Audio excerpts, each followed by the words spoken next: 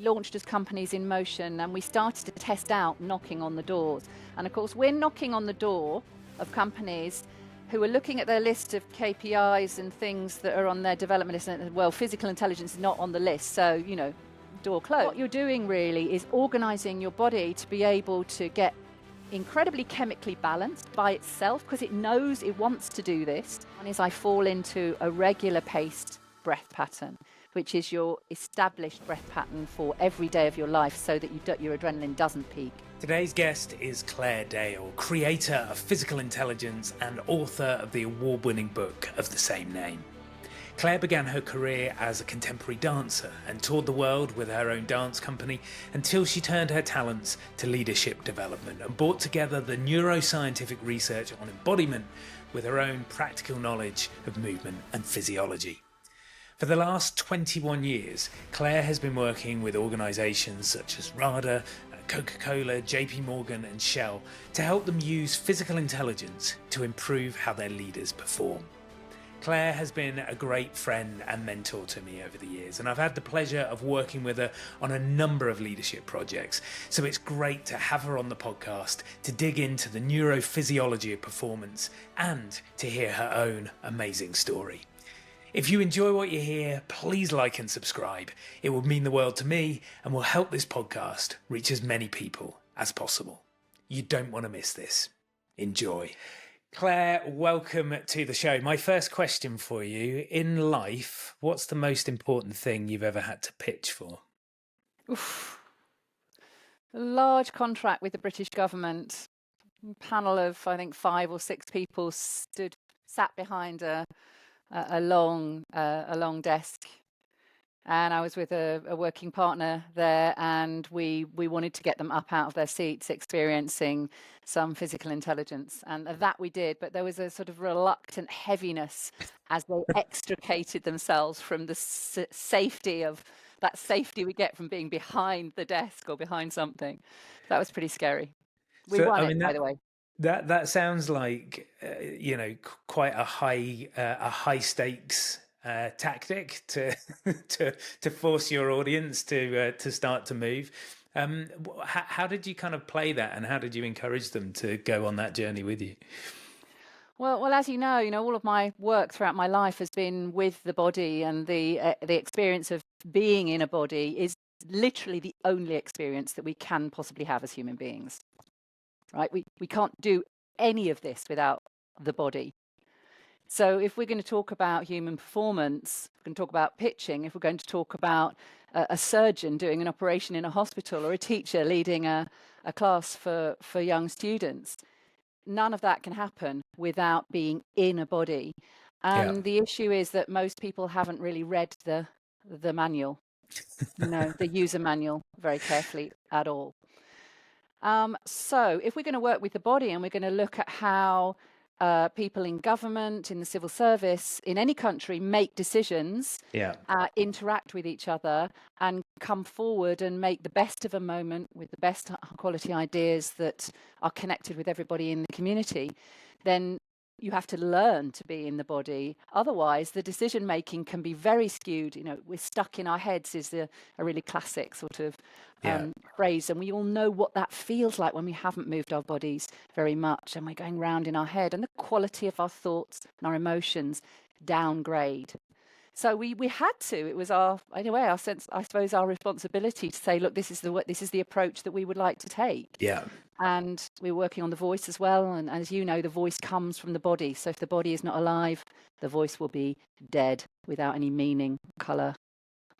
It's really interesting to me, because I don't doubt that you won that because of that experience, because it takes people away from just that kind of cognitive processing and allows them to have a kind of an emotional response to what it is that you're saying. And I'd love to delve into the kind of technical detail of what's going on as you stand up and pitch or sit down and pitch a little bit later on. Sure. If that was a kind of big one, if that's one of the ones that maybe moved the dial or changed the course of the business, what are some of the ones that got away? And it doesn't have to be from a from a classic pitch perspective, but are there any moments in your life that you think, oh God, if I could go back, I'd love to rewind that and try again?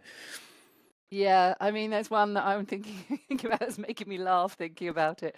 It's at the beginning of COVID, and we were all learning to pitch online and try and bring things to life online in the way that I Yeah. described for the pitch that we won. And I was working with another colleague, and we were pitching to a Japanese company. And we decided that we would demonstrate something from one laptop upstairs to one laptop downstairs. And at that moment, the Wi-Fi, decided to go down. We weren't all, as perhaps reliable in those days. Now it's a Yeah. commodity, but even in those days, there was still some insecurity around it. And literally, this whole experiment in a half-hour pitch just did not work. We wanted to create a sort of distance in the relationship. And then we tried to salvage it, and then we were trying to work on a whiteboard and bring some things to life, in the moment using technology. So I think it's probably my most disastrous pitch ever, at a very difficult time in all of our lives, Yeah. is one that I can laugh at now, but at the Good. time it felt painful, a lost opportunity for rather a large rollout, actually. Right. I mean, we'll discuss that kind of idea of resilience and how to pick yourself up maybe a little bit later on. But I think it's a skill that anyone, whatever walk of life they're in, needs to develop, because we're not going to win them all, are we? And inevitably life gets in the way, and things happen. And I suppose it's our ability to react to that and flex in those sorts of situations that makes the difference between us walking out and having our head held high, or being able to laugh at it later on, or just kind of crawling up into a ball and wanting Yeah. the world to swallow us up. Yeah. Over the last 20 years or so, you've developed this concept of physical intelligence, and you've been helping people discover the kind of power of the body to help them develop strength, flexibility, resilience and endurance in their personal lives, but also in their professional lives as well. You've written a book about it. You've created programs on it. You're doing a doctorate on it, I believe. But I know that your career didn't start with that and with kind of science necessarily. So can you take me back? What's your story? What did you want to be when you were a kid? Well, my mum will tell you that I was the most active baby in the womb, and I came out of the womb practically dancing, apparently. And so I was for my 15 years of my first career of 15 years, a dancer, a choreographer, and then artistic director of my own contemporary dance company. And I That's a think, difficult world to get into. So how did you do that? How did you pitch yourself as a dancer? yeah. So coming out of university, I came out with a degree in dance theatre, and so I'd really, really enjoyed studying the whole subject academically, from the philosophy to the dance history to the psychology of dance and so on, alongside the practical element. Um, but actually, what happened at university when I was studying dance and creating dance was that I used to terrify myself. The choreography platform would be there, and you'd need to show your work, and it would be marked, once halfway through and once in the finals. Yeah. And I was really terrified, but accidentally always produced something that got, really good marks. So there was a kind of accidental choreographer in me that I discovered through walls of terror. And I knew I'd come back to that because I could sense that it was not exactly getting in the way, but really limiting my own sense of what I could achieve. And I figured that would eventually, limit my potential for success.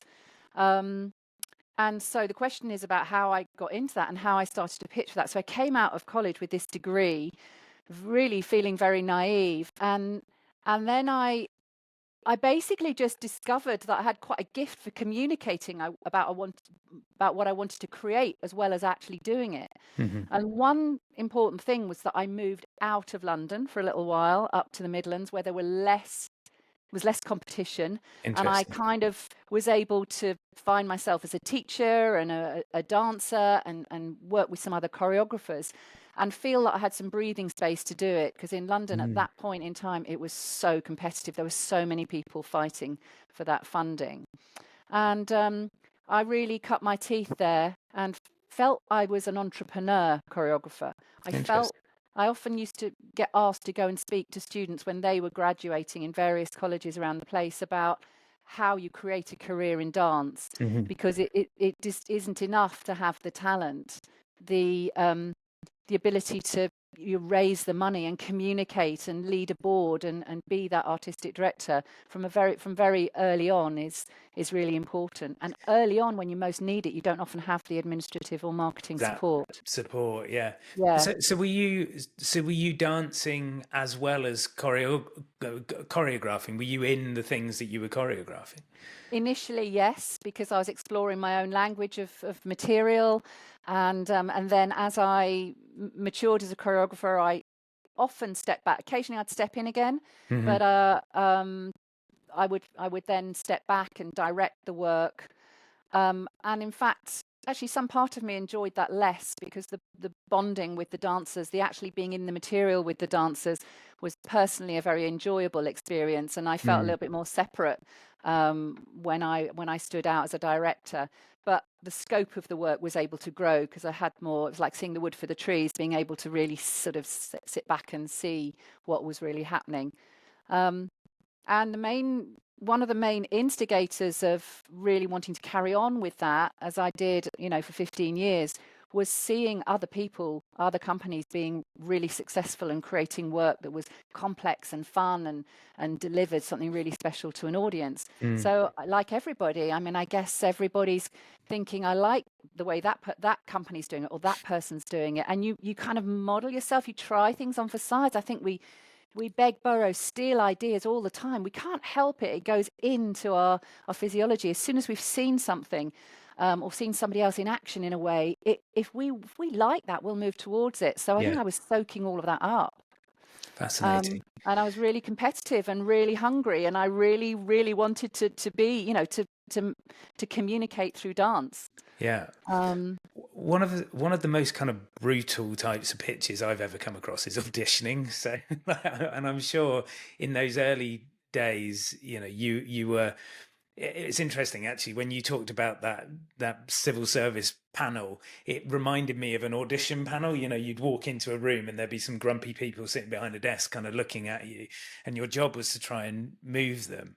Um, you've had experience on both sides of that table, I suppose, as a performer, but also running your own company and as a choreographer auditioning people.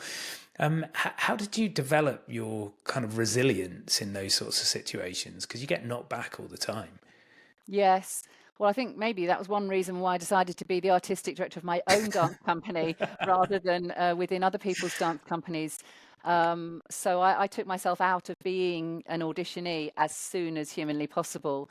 Um, and I was resilient in other ways. I did do that in order to get a couple of jobs to just cut my teeth in Mm. that. But being there, sort of lining up with 90, 100, 200 other dancers, all wanting sort of four jobs, didn't fill me with joy. And I think you do need incredible resilience for that. But I wanted to be a creator, so then audition. But having had that experience, my auditions were quite. I mean, people used to come along because they get a good class, and Right. and there was a sort of spirit of, you're going to get a good go at this. We're Hmm. not just going to sort of, yeah, a few steps and you're out because you don't look the part. And I was also really really interested in diversity, and I wasn't looking for a particular type of body or type of dancer. I was forming a company that where there was lots of contrast, and so I'd get lots of different kinds of dancers from different dance styles and with different shaped bodies, and I loved that difference. In fact, So, my first piece, I had a really tall guy who was like 6'5" or something, a very short Chinese woman, a beautiful, beautiful dancer, and me in the middle. So it was literally, it was very, very sort of I used to go for that. Have you got any footage of those things? Do you still have recordings? Yeah, somewhere. I think they're in some contemporary dance records Not in coming some to of the main YouTube anytime theatres. soon. No, no. So you set up the Claire Russ Ensemble, and you were very successful in terms of touring Europe and the UK and further afield. And you mentioned a moment ago this idea of being kind of an entrepreneur, an entrepreneurial choreographer, and you talked about that kind of idea of creating a team. How did you bring that team together? Not just the dancers, but the support network to sit around Mm, you. mm. I really worked on the principle of partnership, which I think is really important in pitching for anything, bringing a team together. Partnership without others, and if we don't really acknowledge the part they play, and and and create interesting, exciting roles for them, I think, or with them, I think we're poorer. Yeah, So, and I come from a stable really where everyone collaboration was key, and the thing that you were developing wasn't decided before you went into the rehearsal room, and people then just um learned to do some movements, a little bit like a director working with an actor. There is always that relationship, and that was the same, that was as it was for me. And one example actually was of partnership was working in one of the early pieces, the piece I talked about with the very yeah. tall guy and the small Chinese woman, um, was done with two fashion designers designing and creating the costumes, Tom Adams and Philip Delamore. And Philip Delamore is now creating costumes, just recently created some for Wayne McGregor, who's resident choreographer at the Royal Ballet. So Hmm. these are enduring artists, really incredible people.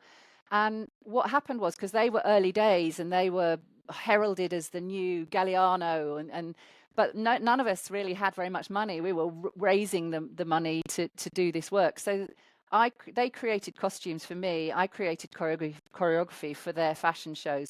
It was Yeah, the most brilliant sort of 4-year span of artistic collaboration. And usually they'd be working on some really fantastic performative costumes, and then a couple of those ideas would make it into a dance piece, and then they'd see what I'd done, and there was a great kind of collaboration there. We were very agile, very creative, very resourceful Hmm. with what we had. I mean, it's interesting thinking about the way that big business works compared to that small agile team that you just described, and so often you hear organizations talking about wanting to encourage creativity, encourage collaboration, but they're potentially not creating the space that you described to play, and to fail and to experiment. In terms of making those high performing teams work, what sort of lessons did you learn having your own company? Mm. I think one really important message that I learned, and now I'm pulling these strands through from first career in dance Yeah, to director and founder now of the Physical Intelligence Institute, and the leader of this movement into physical intelligence as a category, even more important than emotional intelligence. And I can explain why that is, but it really is, our physiology is so important. Um, uh, and so there was one piece that I made. It was the penultimate big piece that I made, and there were all kinds of issues with the composer who was stuck in Norway. And those were the days where we were still sending tapes through the post, right? yeah, Remember that? yeah. Everything was delayed, and the premiere was looming. My stress levels were so high. My cortisol levels were creating a kind of feeling of being so in the grip of this fearful date coming up, the premiere, and not feeling ready. And what happened then, and I was directing that work, was that grip got me more and more emotionally distanced from the team of dancers. Hmm. And it reached a point where they were angry with me, and I wasn't pleased with their performance, and we had to find a way back into dialogue, and it was really tough.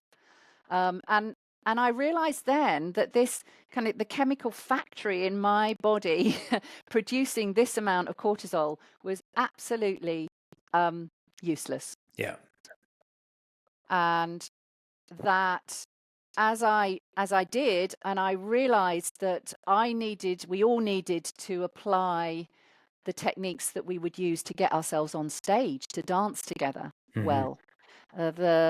The grounding, the breath work, the expansion through the body so that the body's open and flexible, as is the mind, as is the emotional components of how we meet each other on stage.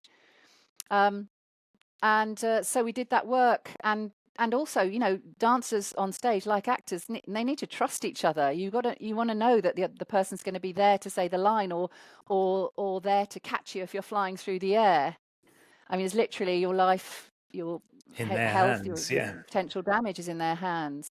So that was really a big lesson. And about 4 or 5 years later, I would move out of dance into the corporate world. And that was probably the starting point, the biggest message, because as soon as I began to look further afield out of this dance world, which is a kind of small, contemporary dance world is quite a small world, really, in the big scheme of things. And then going into an investment bank and seeing people rigid, young people rigid with fear because their intake, they'd been told by their managers, 2/3 of you won't be here in a year. Yeah. And this kind of brutal approach to business that is marginally better now. But I watched it, I saw it in their bodies, and there was a sort of real desire to do something about that. And that's the theme that I'm using in my doctorate, the art of personal, individual, mental, emotional, physical flexibility. And what that really means for the pace, the technological world that we live in. And I don't mean just the pace of last year, I mean the pace of now, which is faster than last year, which, we're all dealing with. Whether we're taking it in our stride or not, we're all feeling it, because you can't ignore it. The number of things that are there for us, incredibly exciting things, but it's like the quantity of demands on our focus and attention is simply greater, and everything's happening faster. So our bodies know we need to be able to deal with it. Number one, there's plenty of stuff after that we need to do. We need to do you want me to? Well, you tell me where you want me to go with this. But we could go into a chemistry lesson about how you create relationships and reward now, if you like. We'll definitely go there. But talk to me about that kind of bridge from the dance world into what you're doing now. What was the catalyst, and how did you make that transition? Okay, so I'd had a young family at this point, and I met loads of different people wheeling a young baby around a community. It's a point in my life when my world expanded, because the thing in common was babies, not dance, right? So I met somebody that was working at Reuters as a consultant. And he started to tell me all these stories about how they created change at a big, news organization like Reuters. And he was a disruptor, and I didn't know that name there, but it's something that's important in businesses. We need disruptors, we need them in teams to shake things up and change things. And he was creating, rumors of change, about the positive aspects of change that people were railing against. And he was doing all kinds of other things, bringing people together for big events where everybody could voice how they really felt about this and map it all out. And a lot of this is now commonplace in terms of change processes. We're doing them a lot better in businesses than perhaps we were 20 years ago. So this guy said, there's a conference going on, around dinner table. I said, I think there's more to be done with this physical stuff. I know there's so much I know, and I'm ready to move out there into a different world. He said, I think go to this conference. It was called Creating the World We Want. And it was the afternoon was run with open space technology. So if you had a contribution to make, you could step up and offer a session. The morning was structured about things around change, the world, and a lot about emotional intelligence. There was a session. Emotional intelligence was kind of 5 years old by that time. I'd been, during that morning, listening for an hour and a half on how people were using emotional intelligence. So all these leadership development people, coaches in the room, big group of people. And then people after I piped up, said something, and then people started elbowing me and say, why don't you lead a session this afternoon? It sounds really interesting. So I have no idea, not a clue what I was going to do, what I was really doing. But in those days, I had flip charts and pens, and I got out the pen and I put it next to the paper. And without me really knowing what I was going to write, I just wrote physical intelligence, all welcome. And numerous other small sessions closed down. People flocked to this session. And I showed them how to get balanced as we would to go on stage. And I showed them how to work with others so that you could engender trust, but also give trust. And it was, I could have gone into business with physical intelligence 5 times over that day. People were flocking around me at the end saying, oh, this is great. I really want to, do this with you. And I chose one of them. And we launched as Companies in Motion, and we started to test out knocking on the doors.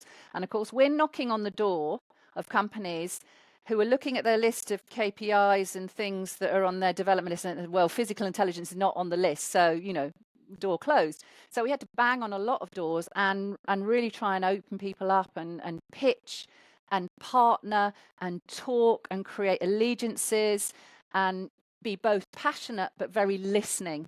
So we had to create a dopamine reward from the kind of experiences we were describing because of the language we were using and the draw towards it. And we also had to really listen and create this oxytocin-based partnership, a listening space where you can say, tell me more. Yeah. You mentioned that. I'm interested in that. How would it be if, and a great thing of being the listener and asking great questions. So the oxytocin dopamine balance is something I'm really fascinated about as I go through life in general, because one without the other is a disaster and you need them both. And they're both created in the body and in the brain, the whole organism. And surprisingly enough, there's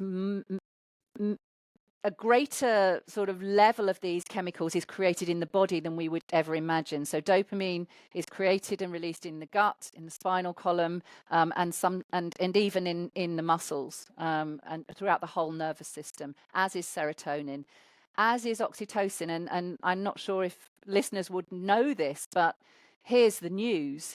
There is a cardiac brain. There are independent neurons in our heart, woven through the heart muscle tissue, and they release this amazing chemical called oxytocin, which deals with our social bonding and our trust, connected to our mirror neurons in the brain. So when we see a body that we trust, when we deliver something on time, when we do what we say we're going to do, or someone does that for us, we get a boost of oxytocin that makes us want to work with them again. And that makes the world go round. Eye contact, body, open body, all those things that you might classically think in the body language are important, but tone of voice, the ability to open up sensitively into difficult, more sensitive areas. And coach well, lead, is all oxytocin. You're using a lot of kind of terms from the world of neuroscience, and obviously they mesh perfectly with your experience as a physical practitioner.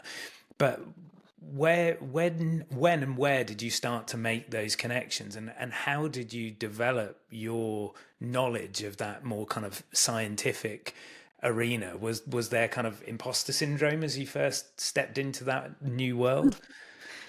Yeah, a little bit. So I think the important thing to realize, it's only been really 15 years that we can really scan the brain really well and devise experiments that can look at the level of some of these neurochemicals. And we're getting incrementally better at it year on year. So the science is getting much better. More exciting. So when I started out, the science really wasn't there. It wasn't until about, really sort of 2008, 2010, when you started to find these papers that would be talking about this particular, this chemistry, this neurochemistry, neurophysiology that was influencing how we think, how we feel, how we speak, how we behave. And so slogging away, knocking at these doors, doing some great projects, making it up all over again for every new client, so very bespoke, because it was purely experiential. We didn't have the science to make a curriculum. As soon as the science started to come out, we could start to make a curriculum because we knew what the science was saying, so we knew which of the techniques to pull forward in which order. I might have had a sense of that before, but what would build to a program and what was a broader curriculum that we could draw on. So yeah, the science led the structure of the curriculum, because we knew what was happening when we did certain things with our bodies. And that opened the doors really, really wide. And that was when, we started to work, bigger rollout programs in finance sectors, and also scientists, technical specialists in, large corporate organizations, where it was difficult for people, or it would be quite an alien environment for people to become embodied.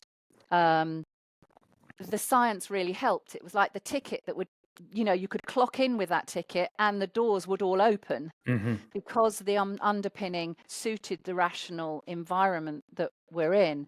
All the time, most people now know, and increasingly know, that the rational, the emotional, the mental, the physical, all are intrinsic. They all go together. Everything's happening together at the same time. It's all about the inner state, and we, to a great degree, we choose that inner state. So then I just started to read everything. In answer to your question, I just started to read anything, and yes, I did feel like how am I going to do this? Because I'm fascinated. I super loved biology at school, dissecting things. You tear me away. I would go through the lunch break. I really loved it. And then, of course, through the dance work, I knew about the physiology, the bones, the muscles and tendons and things, because we needed to keep healthy, and I was always working with the body. But the whole neuroscience thing was an explosion, like being in a sweet shop. Hard to read those papers because you're going, what is this saying? And you get some buddies who know how to read them and help you realize what they're saying, and therefore understood. And each one I read, what I found was that I would understand, but I'd need to understand from a physiological perspective myself what this really meant, and then I could communicate what the evidence was saying into a technique that everybody could use in specific circumstances. So I drew the line from the science to the utility. And that was just exciting. And then it helps to write a book. As you all know, it just number one, for you've concretely consolidated and marked a moment in time. Yeah.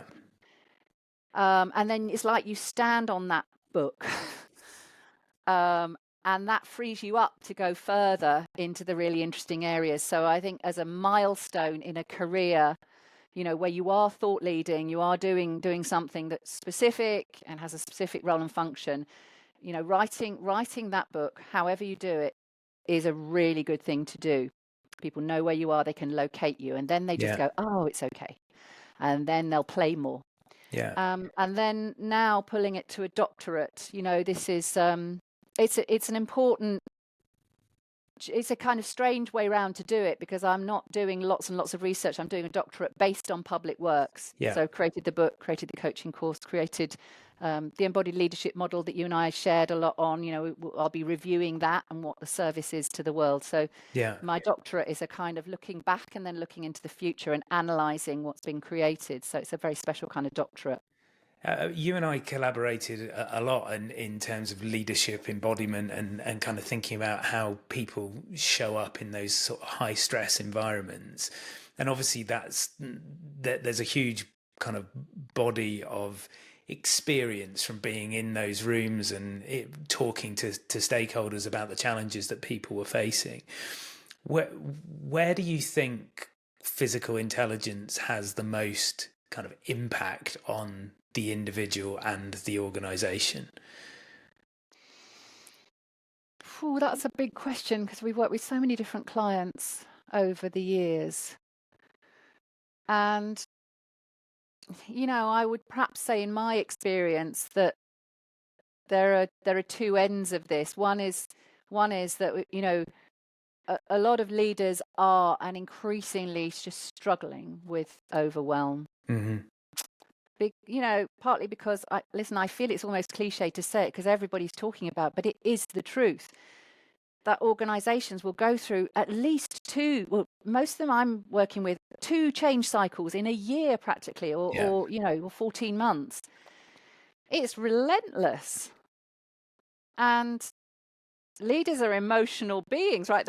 Even the most rational, there are emotions in there, and it is happening inside the body. And emotions, by the way, are neuropeptides. They are chemistry released within certain circumstances, released in the body, and they're real things. They're not strange, mysterious things. They're real physiology. And once you get a feel for that and how you can balance the chemistry of that emotion and make your choices and get more agency, it's quite liberating. So what you liberate in a leader, if you get to work with a leader who's in this kind of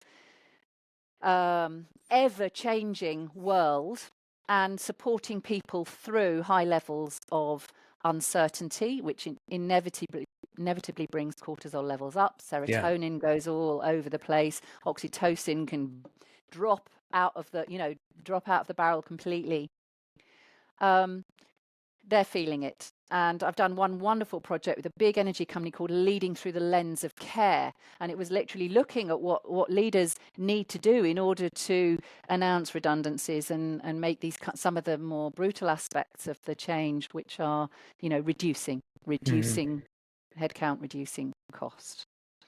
And yeah, it's tough. So if you can get the leaders, what they get is far better cognitive function, decision-making ability in complex tasks. And this can be, with a specific breath pattern. Everyone's talking about breathing. Breath is the first way to change your physiology. Many others follow it, but it's foundational. And with 3 weeks working with a specific breath pattern, the research tells us that you can improve cognitive clarity. In those days when it's just all working, well, you can have that and more, 62% improvement. And most people are still limited in the way that they are using the capacity of the human technology. So everyone can upgrade, everyone can have that uplift. And some of the statistics are extraordinary in terms of what we can achieve. So talk to me about a kind of pitch situation then. If someone's walking into a boardroom or someone's jumping on a Zoom call for a client, typically what is going on for them in terms of the neurochemistry and the physicality in those moments, and what can they do to give them their best chance of success? Yes. So in a pitch situation, the first set of feelings is what I am, my products, is under scrutiny. So and maybe you're going in with somebody, but we are the minority. The others are the safe majority. And even if it's only one person you're pitching to, they've got the safety of their breathing well. We're actually coming in and out of holding our breath. We might be working on our breath pattern in order to keep our physiology where we want it. And so the first thing is, we are the other, they are the main group. And that immediately can drop our oxytocin. So the first thing that we need to do, and this will impact cortisol levels, because then when we boost oxytocin, we'll reduce cortisol levels naturally, because we'll feel more connected. We'll feel like we have a tribe. We're not all isolated and by ourselves. So the first thing, surprisingly, it's not necessarily to deal with the cortisol. It's to reframe how you're seeing the people. Yeah. So who are they? They're friends. They're people I'm curious about. They're people I might want to partner with. You don't know because you haven't met them yet either. So it's just balancing out, right sizing that relationship, so it opens up into a relationship rather than Hmm. one who's scrutinizing the other. And then, then from that place, you deal with balancing your cortisol through breath work, through postural work, through all kinds of different techniques. And then through making sure that your body is fit and strong outside of the pitch room, you're going to make sure that you've got enough adrenal capacity to produce key steroids, important hormones from the adrenal glands, which are testosterone, another one called DHEA, which is Hmm. probably even more important than testosterone because it keeps us nice and balanced and our energy flowing. Um, so you've got to have adrenal strength and the relationship. And I find when I'm coaching people, the best thing is to start with the reframing of the relationship, because that settles as far as possible you into the right sort of balance of oxytocin. And is there anything kind of from a physical perspective that you can do to do that, to create that reset? I'm imagining, if Mm, I think about clients in this sort of situation, that you've got that potentially that closed body language, that things are shutting down, as you say, that the mm, breath becomes mm. held in the chest. So if you start to create eye contact, if you open your body up, does that shift that balance? Absolutely, totally. And remember, most people, if they haven't really had much time to think or work on it, or if they're particularly concerned about this one, the stakes are suddenly very high, Yeah. will have been working on their slides till the last minute. So that is a real thing. Don't do that, because it puts you in a low oxytocin, high cortisol kind of body state, which is, Yeah. I'm hunched down over here. Please don't look at me because I'm still preparing. But you're absolutely right. The expansion, and if you want to really get a real boost of oxytocin, um, and then the chemical that follows it is called nitric oxide, and that is a natural expander of the tissues in the body. And so, if you can get a bit of oxytocin release in the heart, and that will follow this nitric oxide, you will feel more expanded, Mm. literally more emotionally open.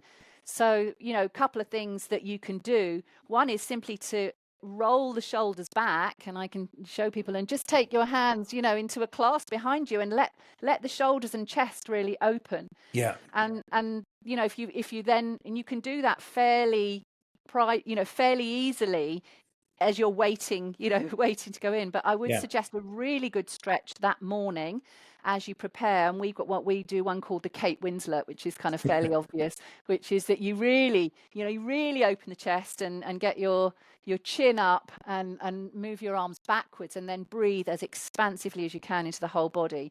And this will release a nice dose of oxytocin. Then when you come back to normal, you can imagine, you just play the first moments of this pitch that you're going into, and you play it with very grounded but open play, Hmm. body language. You're there to respond, highly responsive, not reactive but responsive, and just reading the moment, and letting the introductions and the how are people sitting and where am I, let it all just slowly unfold, Mm. and establish yourself, and speak with breath behind what you say. You mentioned the kind of importance of breath in those sorts of situations, and in terms of working with the breath as you feel that stress level start to rise. Are there any kind of breathing ratios or ways of breathing that you would recommend to people to help them feel more grounded in the moment? Not like the Yeah, emergency get out of jail free moment, rather than the thing that you prepared for, but you're yeah, in yeah. there and it's happening. What do you do in that situation? What, when you are in there and it's all Yeah, happening, or yeah, yeah, yeah. Okay, so if you suddenly sort of start to feel, and some people have an adrenaline rush after the first few minutes, because yeah. they kind of got into it, and then woo, suddenly the realization is I'm here, and the stakes are high. So uh, you have to have prepared your system, by the way, because if you don't prepare the breath and get your body really aligned for all kinds of reasons beforehand, that's more likely to happen. Okay. But then you're in there and suddenly your heart rate's up.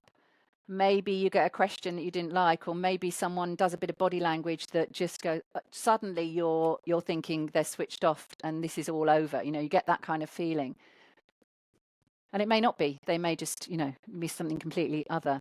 Then what you need to do is put yourself in a recovery breathing pattern.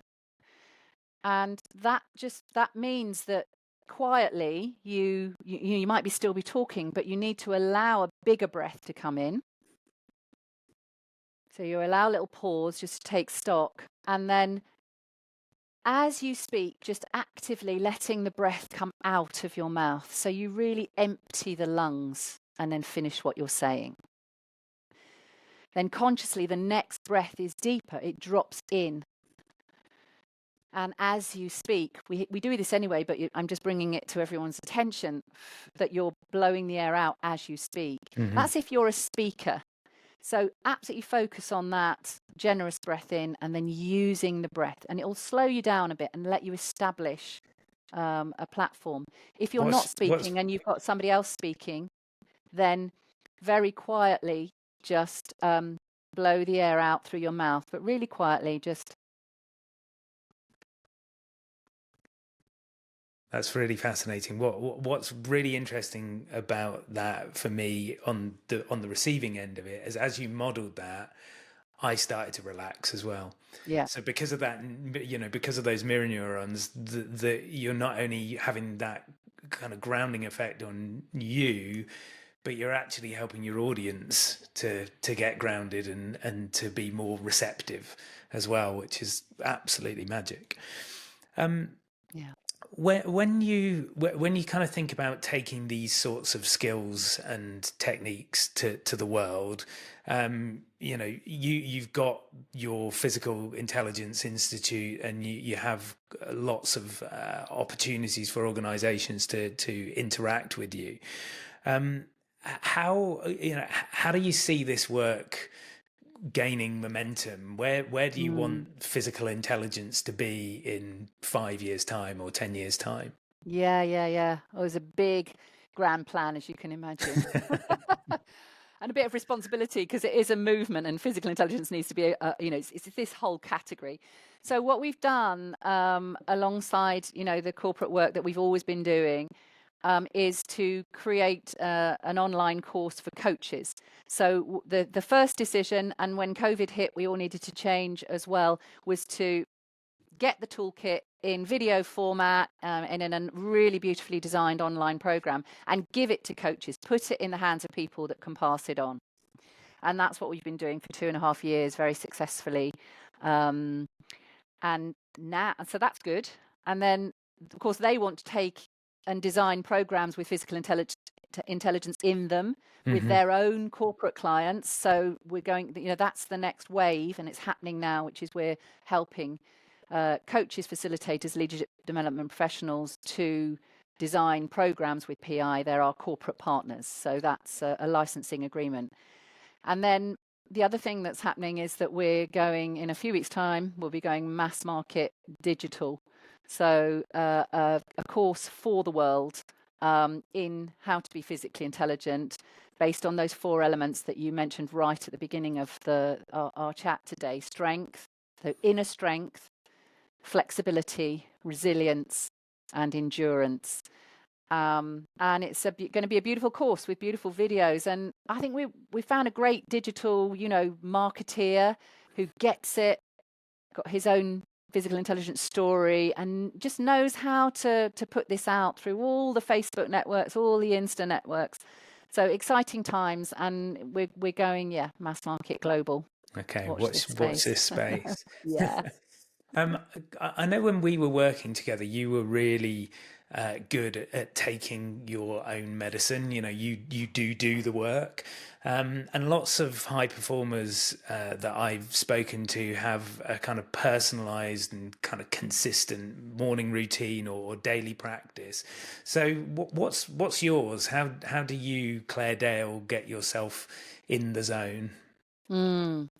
Yeah, I mean, lots of different increments have come and gone, what I'm settling on at the moment. Um, and I will say that my set of habits sort of probably lasts for sort of 4 to 6 months, and then I might tweak an aspect just out of Interesting. interest. And I'm always learning. I'm always learning and absorbing new things.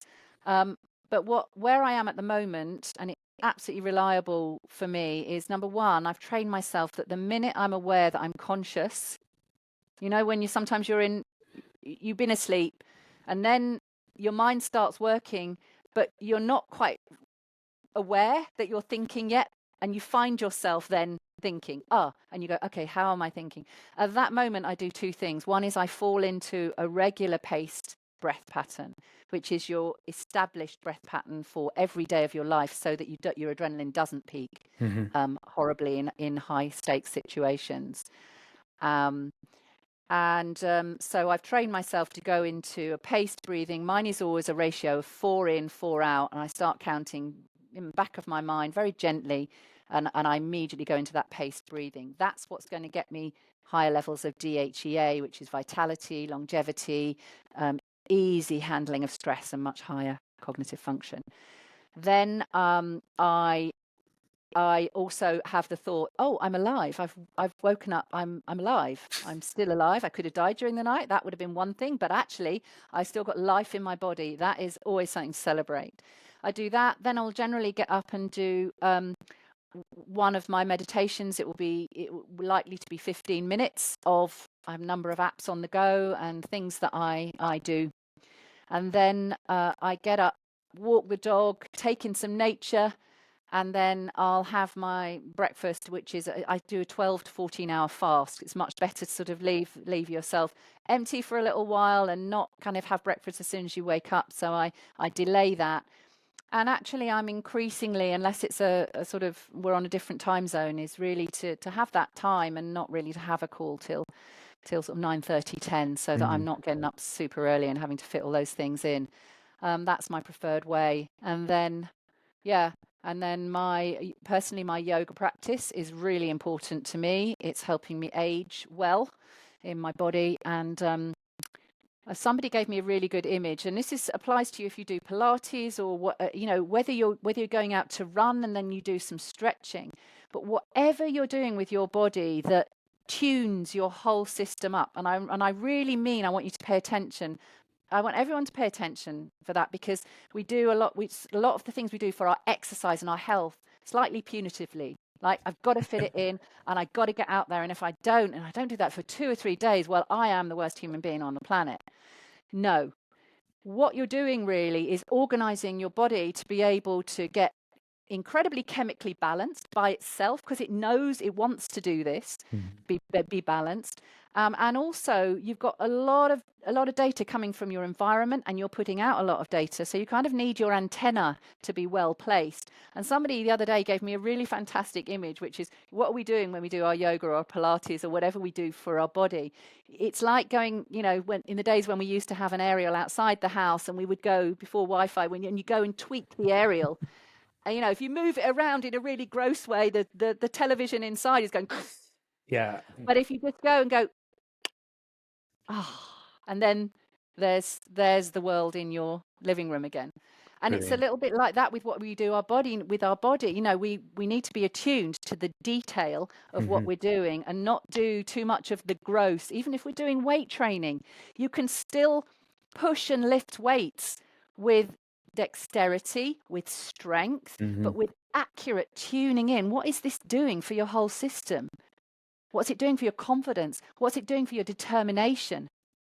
What's it doing for your endorphins that give you a sort of sense of release and relaxation afterwards and pleasure?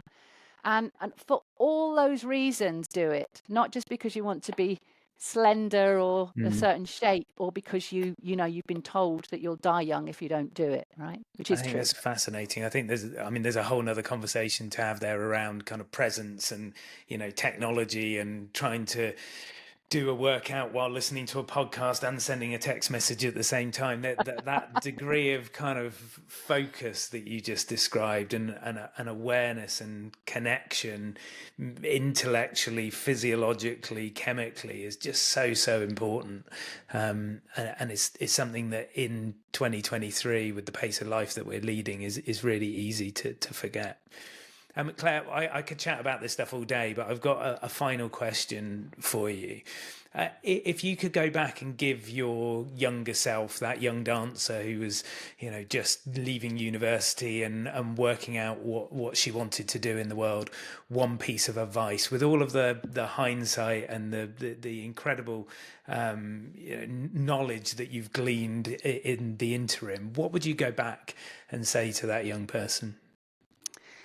I would go back and I would be with her, standing with her on whatever day it would be, whatever age, on her, it's perhaps her 7th or 8th birthday, because I've got a feeling I was diaphragmatically breathing until I was about 7 or 8. Okay. And then for some reason I started to create more upper body tension and tense my abdominals and try and pull up into the dance that I was doing. So I'd be there age 7 or 8, I'm not sure which birthday it would be, standing by her saying, breathe with your diaphragm, breathe with your diaphragm, breathe with your diaphragm, because that's the first key to really, upgrading yourself. So it's not only for special occasions, it is breathing for life. And that's why we need to do something in our lives that sort of educates us, a time when we focus on it, so that we will have it there as an entrained practice.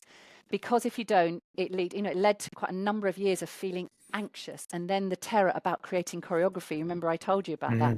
That was real, and probably part of it was because I wasn't breathing diaphragmatically. So that would be my thing. Start diaphragmatically breathing, pace your breath and breathe low down in the body. So that's the message to my younger self. Well, and the message to your younger self, but a message to all of us. Claire, thank you very much for joining me on the podcast. Thanks for listening to the Why Life's a Pitch podcast. If you'd like to improve the way you pitch and communicate, I'm giving away a special gift to all my listeners. We've developed the Pitching with Impact scorecard to help you benchmark your pitch performance in 6 key areas. It will take you less than 5 minutes to complete, and you'll receive a detailed, personalised report packed full of insights and ideas to help you improve and grow. Just head over to dominiccolenso.com/scorecard to get started.